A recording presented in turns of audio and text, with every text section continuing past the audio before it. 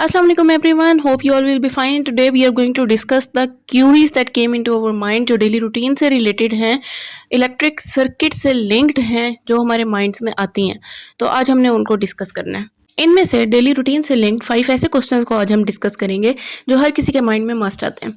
For example, जब हम door knob को टच करते हैं, डोर के हैंडल को टच करते हैं, तो हमें इलेक्ट्रिक शॉक क्यों फील होता है? वहाँ पे तो कोई सर्किट नहीं होता. जो वायर्स हैं हमारे घरों में यूज़ होती हैं, उनमें ज़्यादातर कॉपर क्यों यूज़ होता है? मेटल्स तो और भी बहुत सारे हमने डिस्कस किए थे. फिर एक क्वेश्चन ये आ जाता है कि क्या हम इलेक्ट्रिक वायर पे चल सकते हैं? ह्यूमन बॉडी में जब इलेक्ट्रिक करंट पास करता है तो हमारी बॉडी में चेंजेस क्या आते हैं, कहाँ पे जाके इफेक्ट करता है? और while we are sitting in the car तो हमें इलेक्ट्रिक शॉक क्यों नहीं लगता? Now let's move towards the detail. Number 1 query क्या है कि जब बर्ड वायर के ऊपर बैठते हैं, हमने लास्ट वीडियो में डिस्कस किया था कि उनको करंट नहीं लगता, उनकी बॉडी में से करंट पास नहीं करता. उसका रीज़न भी डिस्कस किया था. तो हम जो ह्यूमन बींग्स इधर उधर चलते फिरते रोड्स पे, ग्राउंड्स में चीज़ों को ऑब्जर्व कर रहे होते हैं, तो क्या हमारे लिए पॉसिबल नहीं है कि हम वायर के ऊपर बैठ के दुनिया को ऑब्जर्व कर सकें, या कि हम वायर्स के ऊपर चल सकें? तो ऐसा पॉसिबल है इन केस कि हमारा वोल्टेज भी मेंटेन रहे जिस तरह से बर्ड्स का मेंटेन रहता है, और कोई वोल्टेज डिफरेंस ना आए. लेकिन ये बहुत रिस्की है और इसको ट्राई नहीं किया जा सकता, क्योंकि हमारा फुट अगर बैलेंस ख़राब होने की वजह से हिल जाए तो 1 फुट हिलने की वजह से भी करंट हमारी बॉडी से पास हो सकता है. हमें इलेक्ट्रिक शॉक लगने के बहुत ज़्यादा चांसेस हो सकते हैं. सेकेंड क्वेश्चन इज कि why copper is always used in electric wires और केबल्स? हमेशा कॉपर ही क्यों यूज़ होता है जबकि बाकी मेटल्स भी तो हैं, वो भी कंडक्टर्स हैं? तो इसका रीज़न ये है कि conductivity metal to metal vary करती है. जो एटम्स अपने इलेक्ट्रॉन्स इजीली मूव कर सकते हैं या गेन या लूज कर सकते हैं, उनकी कंडक्टिविटी ज़्यादा होती है, और copper is an excellent conductor.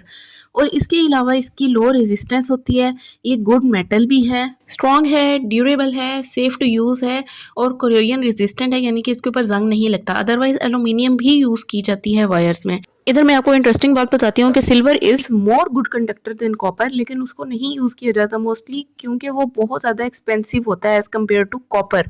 तो कॉपर हर लिहाज से प्रेफर किया जाता है, and it is considered as most reliable metal to be used in electric wires and cables.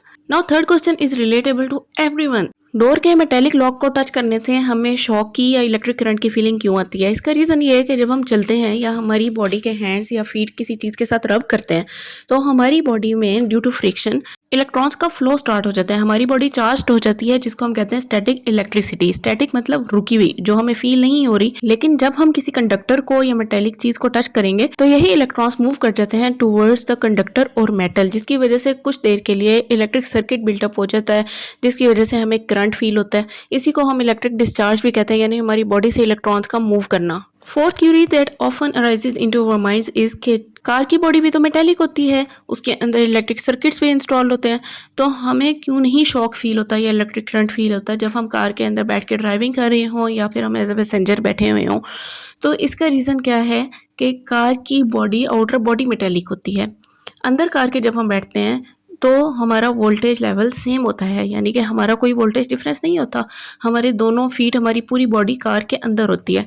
Voltage difference ना होने की वजह से ऑब्वियसली फिर हमें शॉक नहीं लग सकता. ये बिल्कुल ऐसे ही है जैसे हमने बर्ड्स के केस में पढ़ा था कि पोटेंशियल डिफरेंस ना होने की वजह से उनको तार पे बैठे हुए शॉक नहीं लगता, और हाई वोल्टेज अगर फील होगा भी तो वो आउटर मेटेलिक बॉडी पे फील होगा. तो इसी वजह से इनसाइड द कार हम सेफ होते हैं. Now the fifth most interesting query is कि हमें बहुत जगहों पे बड़े रॉड्स के ऊपर, मेटालिक रॉड्स के ऊपर डेंजर लिखा हुआ नज़र आता है या हाई वोल्टेज लिखा हुआ नज़र आ रहा होता है. इवन जो वायर्स होती हैं उनके ऊपर भी डेंजर ऑफ डेथ हमें लिखा हुआ नज़र आ रहा होता है, बॉर्डर्स पे या बड़े एरियाज़ पे. लेकिन बाय हार्ड लक अगर हम इन्हें टच कर दें, या इवन हम अपने घरों में भी इलेक्ट्रिक एप्लायंसेस को विदाउट प्रिकॉशंस टच करते हैं, तो हमारी बॉडी में करंट प्रोड्यूस होने के चांसेस होते हैं.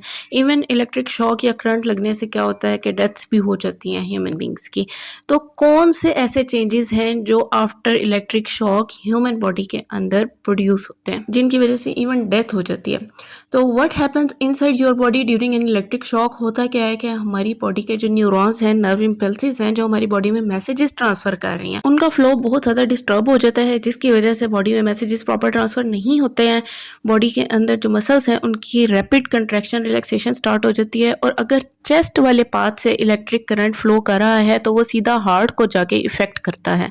सो be careful, keep precautions while using electricity. अगर कोई क्यूरी आपके माइंड में है तो ज़रूर कमेंट सेक्शन में बताएं। Don't forget to like the video, share the video and अगर अभी तक आपने सब्सक्राइब नहीं किया तो चैनल को सब्सक्राइब भी ज़रूर कर दें। अल्लाह हाफिज़।